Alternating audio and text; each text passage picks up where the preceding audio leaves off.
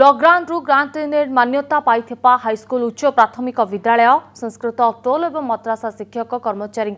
विजय होईछि। 2017 अनुदान आईन निर्देशनामा लिखित सत्यपाठ व्यवस्था को उठाई दिया जायछि। कौनसी शिक्षक बा कर्मचारी को एणिकी आउ लिखित सत्यपाठ देबाकू पड़िबो नाही। एने विद्यालय गणशिक्षा विभाग पक्षरु प्रकाशित विज्ञप्ति रे कहा जायछि। राज्य सरकार को एभली निष्पत्ति को स्वागत करिछि शिक्षक कर्मचारी मिलित मंच। परवर्ती पदक्षेप नै मंचर आज गुरुत्वपूर्ण बैठक हेबो बोली जणा पड़िछि।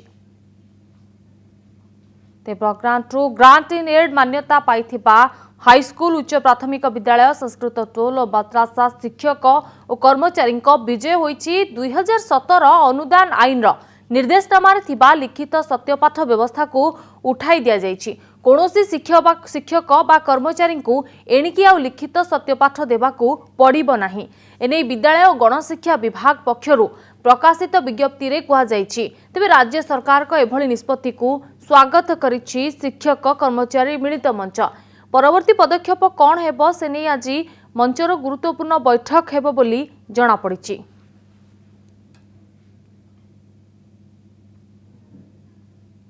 तेबे संपर्क अधिक सूचना फोन लाइन रही आम प्रतिनिधि देवाशीष आसमल। देवाशीष, ब्लॉकग्रांट शिक्षकों जो विवादीय सत्यपाठ रही उच्छेद जो सत्यपाठ दाबी किंतु वर्तमान समय एक स्वागत योग्य पदक्षेप कह कि कारण ब्लॉकग्रांट उच्छेद अनेक समय राजरास्ता को शिक्षक मैंने ओह्लाई। देखो लिपि गोटे ब्लॉकग्रांट शिक्षक कर्मचारी और अध्यापक मानकर विजय होपर कारण देखा गले 2017 मसीह से ब्लॉकग्रांट उच्छेद यह मुख्यमंत्री नवीन पट्टनायक 2017 सेप्टेम्बर मसरे उच्छेद करते किंतु सबुठारु बड़ कथा रही जो अनुदान आईन करते अनुदान आईन रे गोटे प्रकार प्रोविजन रही गोटे लिखित सत्यपाठ दिया संपृक्त शिक्षक अध्यापक और कर्मचारी मान गोटे लिखित अध्यापक लिखित सत्यपाठ से लिखित सत्यपाठ अनुଯାयी जदि कौन प्रकार किसी असुविधा हुए से कोर्ट कचेरी को जापारे ना जदि कोर्ट कचेरी रे सरकार विरुद्ध में जदि केस किसी करते कोर्ट कचेरी केस गुड़ी को प्रत्याहार करने तेज से नहीं गोटे प्रकार मिलित मंच एवं ब्लॉकग्रांट शिक्षक अध्यापक मान पक्ष जोरदार विरोध कर आंदोलनरत रही आंदोलन जेपर्यंत लिखित सत्यपाठ न उठिब से जाए आंदोलन करेंगे गोटे प्रकार निष्पत्ति नहीं तेज देखा गले गत शनिवार दिन अध्यापक मान जो रही लिखित सत्यपाठ से उठी जाता गत काली शिक्षक एवं कर्मचारी मानकर जो रही लिखित सत्यपाठ उच्छेद हो जाए गोटे प्रकार गणशिक्षा विभाग पक्ष नोटिफिकेशन जारी कराई तेणु गोटे प्रकार कह गले ब्लॉकग्रांट शिक्षक जो अध्यापक कर्मचारी मिलित मंच रही गोटे प्रकार विजय होती जदि देखा से जदि लिखित सत्यपाठ उठी जाए जो अनुदान रही अवसरकालीन सुरक्षा एवं चाकरी शर्तावली एवं अवसरकालीन सुविधा जो गुड़िक रही सरकार पक्ष अनुदान आईन जो रही 2017 सेप्टेम्बर 1 मुख्यमंत्री घोषणा करते तार लाभ उठाई पारे तेज सब बड़ कथा को मिलित मंच जो रही शिक्षक अध्यापक कर्मचारी मिलित मंच रही स्वागत कर आज संध्यारे एक बैठक बसुची फर्दर कोर्स ऑफ एक्शन कौन रही किभली भाव सरकार पाखे रिप्रेजेंट करेंगे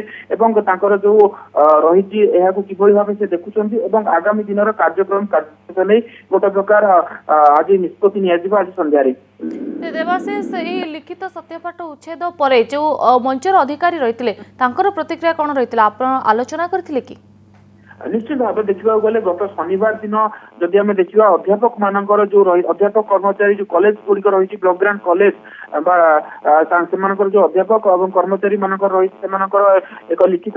नोटिफिकेशन जरिया लिखित सत्यपाठ उच्छेद होला बोली नोटिफिकेशन बाहरी